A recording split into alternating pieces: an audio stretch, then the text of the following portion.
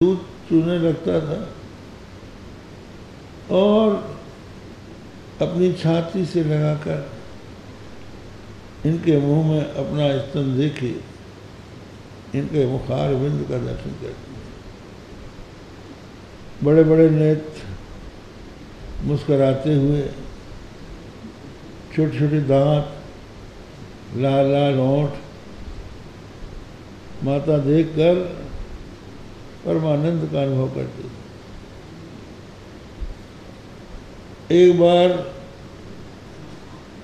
एक गाय बछड़े को जनी थी, अभी अभी बछड़ा जना था, तो आप वहाँ पहुँच गए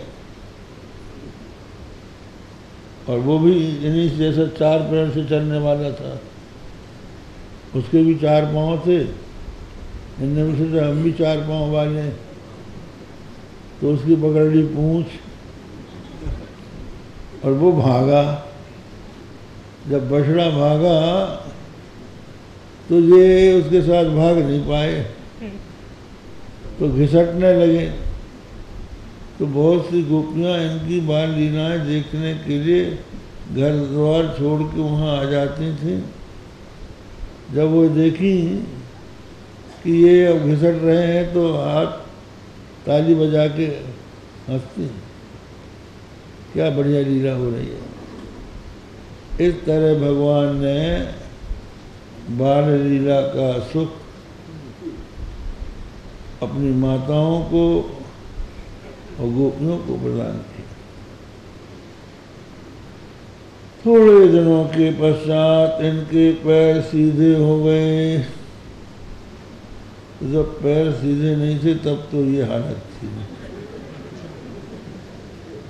अब जब इनके पैर सीधे हो गए तो इन्होंने अपने बराबर वाले ग्वाल वालों से मिल के एक मंडली बनाई। उस मंडल का नाम रखा चौरी कला प्रचार मंडल। चोरी की कला, इसका प्रचार करने के लिए मंडल बनाया। हमारे यहाँ चोरी का भी प्रशिक्षण होता है। इसके भी एक आचार्य हो गए, उनका नाम कफल था। तो कफल मुनि चोरी कला के प्राचीन आचार्य हो गए। तो कहते हैं अगर कोई उनका स्मरण कर ले तो घर में चोर आ भी जाए तो निष्फल जाता है। तिस्रो भार्या कफलस्य दाहिनी मोहिनी सती तासाम स्मरण मात्रेण चोरो गच्छति निष्फला।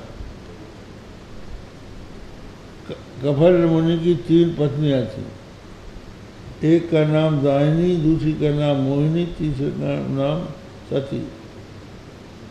उन स्त्रियों का कोई स्मरण कर ले या कफल कफल कफल 3 बार कह ले तो चोर घर में आ भी गया हो तो उसको कुछ दिखाई नहीं पड़ता, निष्फल लौटता है, ये कहा जाता है।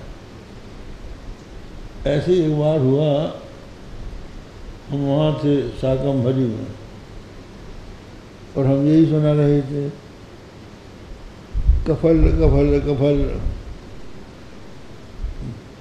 तो एक व्यक्ति हमारे प्रवचन बैठा था, उसने हमारा खड़ाऊ चुरा दिया।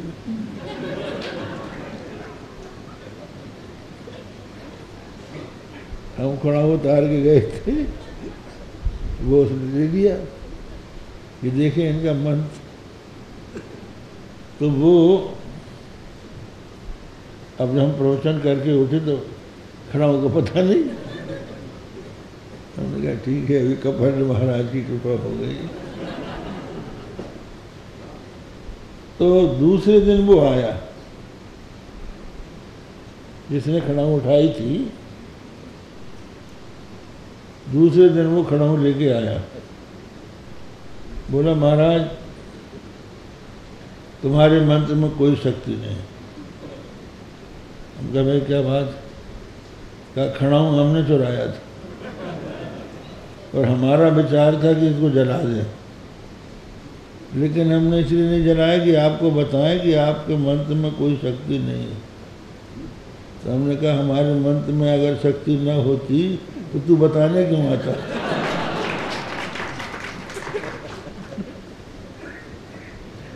तुम बताने आए हो, तुमने जलाया नहीं, वो कफर मुनि का प्रभाव। तो बात ये है। तो चौर्य कला प्रचार मंडल और इसके आचार्य जो हैं ये स्वयं श्रीमान जी बन गए। भगवान श्री कृष्ण ही इसके परमाचार्य हैं। क्या हमको और कोई गुरु नहीं बनाना, हम खुद ही गुरु। तो इस तरह से लोगों के अपने घर से निकलकर गोपियों के यहाँ जाकर दूध दही मक्खन की चोरी करने लगे। तो बात क्या थी? क्यों जाते थे? घर में क्या कमी थी? जब माता यशोदा को श्री कृष्ण का लाड़ दुलार करते हुए वो देखती थी गोपियाँ, तो सूर्य नारायण को अर्घ्य देकर आंचल पसार कर उनसे प्रार्थना करती थी कि हे सूर्य नारायण, यदि हमने जन्म जन्मांतर कल्प कल्पांतर युग युगांतर में कोई सत्कर्म किया हो तो उसके फलस्वरूप भगवान हमारे घर में आए और चोरी करके हमारा दही माखन खाए। और एकांत में तो प्रार्थना करती थी, और जब भगवान पहुंच जाए तो डांटती थी कि हमारे घर में क्यों आए। क्या लगा? भगवान की लीला है। एक कथा बीच में हम सुना रहे हैं। एक पंडित जी आए नंद भवन में, ब्राह्मण थे, विद्वान थे। तो यशोदा जी ने कहा महाराज आप भोजन कीजिए। बोले हम तुम्हारे हाथ का भोजन नहीं करेंगे, हम स्वयं पाकी हैं, अपने हाथ से भोजन बनाते हैं और अपने ठाकुर जी को भोग लगा के खाते हैं। तो हमारा जैसे कर लो, हम सब सामग्री दे देते हैं। तो यशोदा जी ने चौका लीप दिया और चूल्हे में लकड़ी रख दी, वहाँ पर पानी भर दिया और भोजन की सारी सामग्री बर्तनों के सहित रख दी। कहा लो महाराज भोजन बनाओ। क्या बनाओगे? बोले खीर पूड़ी बनाएंगे। ठीक है बना दो। दूध दे दिया, बढ़िया चावल दे दिया, शक्कर रख दी और आटा रख दिया, घी रख दिया। तो पंडित जी ने बड़े प्रेम से भोजन बनाया। भोजन बना के थाली में परोसा, अपने शालिग्राम बटैया से निकाले और कहने लगे हे प्रभु आइए, जैसे आपने शबरी के वो बेर आरोगे वैसे मेरी ये तुच्छ भेंट स्वीकार कीजिए। तो भगवान पहुंच गए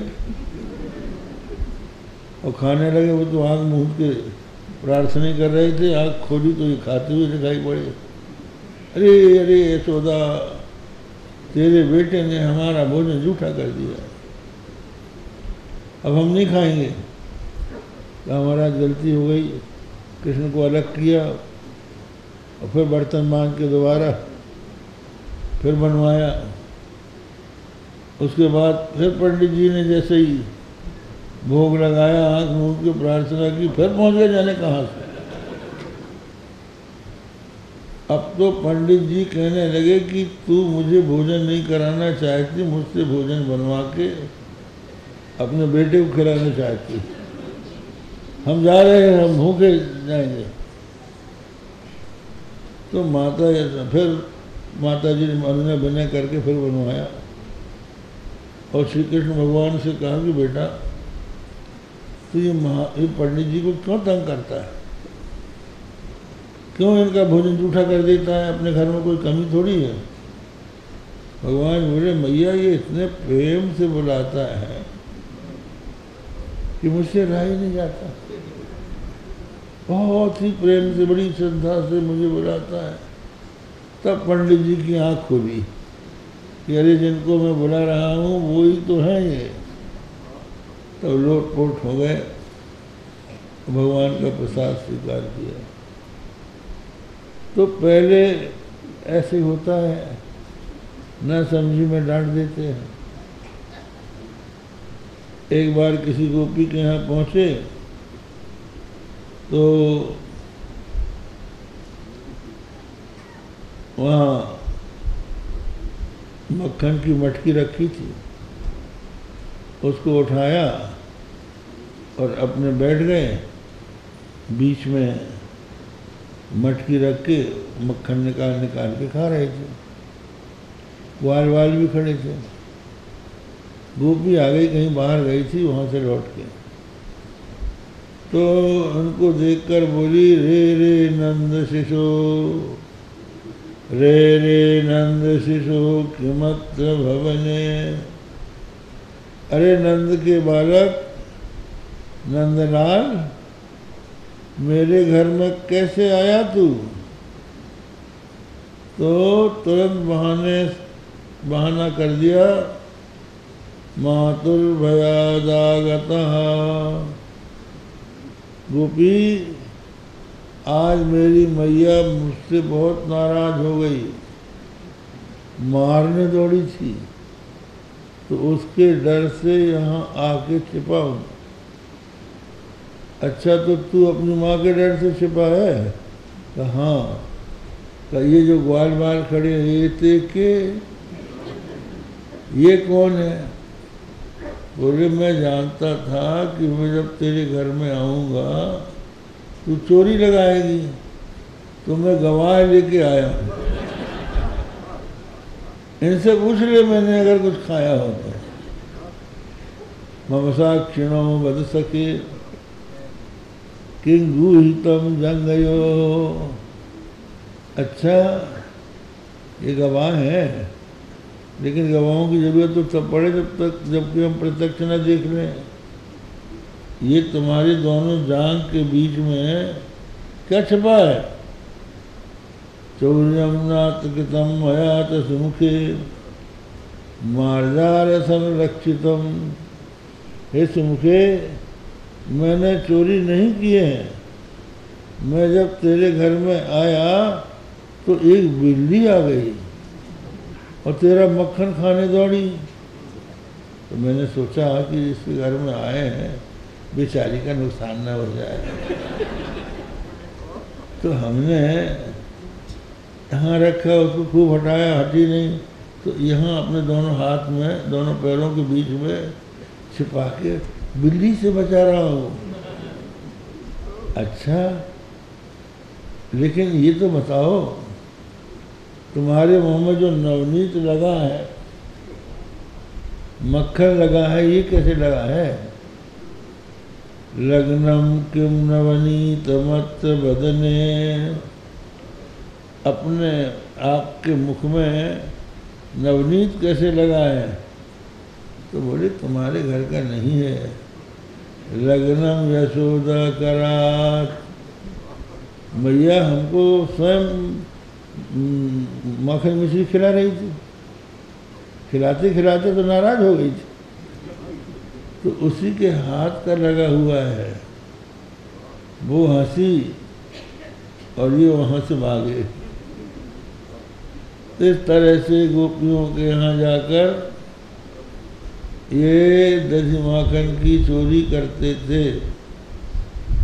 वो एकांत में मनाती थी और ये जाते थे और फिर वो डांटती थी। एक बार किसी गोपी के यहाँ गए कि वो दही मथ रही थी।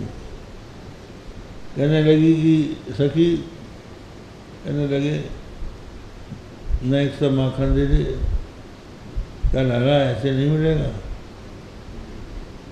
कुछ काम करो तब मेहनताने में हम देंगे। बोले क्या काम करें? बोले काम यह है कि ये जो गोबर इकट्ठा किया है इसकी टोकरी हमारे सिर पे उठा के दो। तो जितनी टोकरी उठाओगे उतनी ही माखन की लौंजी तुझको दूंगी। कहा ठीक है, मेहनताना देगी ना? हाँ देगी। तो वो उठाते थे और वो इनके गाल में गोबर की टिपकी लगाती थी कि हम इसी गिनती करके फिर तुमको लौंजी देंगी। भगवान ने कहा कहाँ तक उठाएंगे, खुद ही टिपकी लगा ली बहुत। ऐसी लीला करते थे। एक दिन श्री कृष्ण के कोमल चापर को देखकर प्रमुदित गोपियां यशोदा जी के पास उपालंब देने पहुंच गई। बात क्या थी कि ये चोरी करके तुरंत भाग जाते थे, तो गोपियों की आंखें अतृप्त रह जाती थी। अरे देख न पाए और ये जल्दी से भाग गया। थोड़ा और खड़ा रहता तो थोड़ा और देख लेते इसको, तब कहाँ मिलेगा देखने को। तो बोले हम ऊपर यशोदा जी के यहाँ जाएंगे यंद भवन में, तो वहाँ इनको देख लेंगे। यशोदा जी कहेंगे कि तुम यहाँ क्यों आई हो, हमारे बेटे को नज़र लगाओगी क्या? आओ अपना घर का काम करो। तो वो डांट के भगा देंगे। तो उन्होंने सोचा कि हम जब उपालंब देंगी तो यशोदा नहीं भगाएगी। तो पहुंच गई बहुत सी इकट्ठी होके और जाकर बोली, ए यशोदे सुन, तुम्हारे बेटे के कारण हम अब ब्रज में नहीं रहेंगे। हम ब्रज को छोड़ के जा रही है। यशोदा जी ने पूछा कि सखियो ऐसा क्या हो गया, कौन सी आपत्ति आ गई जो तुम ब्रज छोड़ रही हो? तो बोली कि जब तक तुम्हारा राज्य रहा, तुम्हारा नंद जी का राज्य रहा, हम बड़े सुख से रहे ब्रज में। लेकिन जब से तुम्हारा ये लाडला लाल जन्मा है, इसके कारण हम परेशान हो गए। इसलिए सोचते हैं कि ब्रज छोड़ के कहीं और जाए, बस जाए, इससे पीछा छूटे। तो बोले मेरा बेटा करता क्या है, कौन सी ऐसी बात है जिससे कि तुम घर छोड़ रही हो, गांव छोड़ रही हो? बोले वत्सान मुंचन क्वचिद समय, वत्सान मुंचन ये हमारे बछड़ों को खोल देता है, बंधे बछड़ों को खोल देता है। तो यशोदा जी बोली बछड़ों को तो तुम भी खोलती होगी।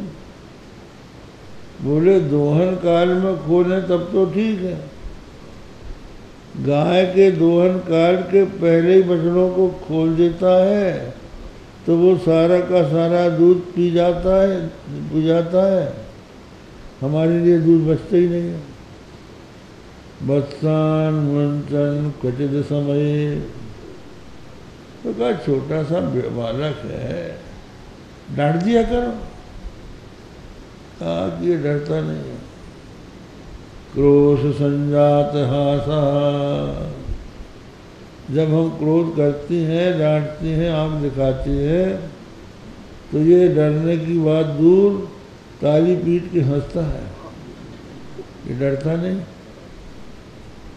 तो इतनी बात है, इसके लिए गांव छोड़ रही हो। और देखो यशोदा, अपने बेटे को अभी तक संभाल लो, ये चोरी करने लगा। ते अब कहा, अच्छा कौन सा तुम्हारा गहना चुराया, तुम्हारी नग बिसर सुनाई कि कान के आभूषण चुराए कि हमें चुराई, मेरे बेटे ने क्या चुराया तुम्हारा? वो नहीं, ये स्वादिष्ट वस्तु चुराता है। सेयम स्वाद्यत स्वादवत तदया, जो स्वादु वस्तु है, दही दूध मक्खन, उनकी चोरी करता है। तो बोले ऐसा है कि अपनी चीज सुरक्षित रखो और सावधान रहो।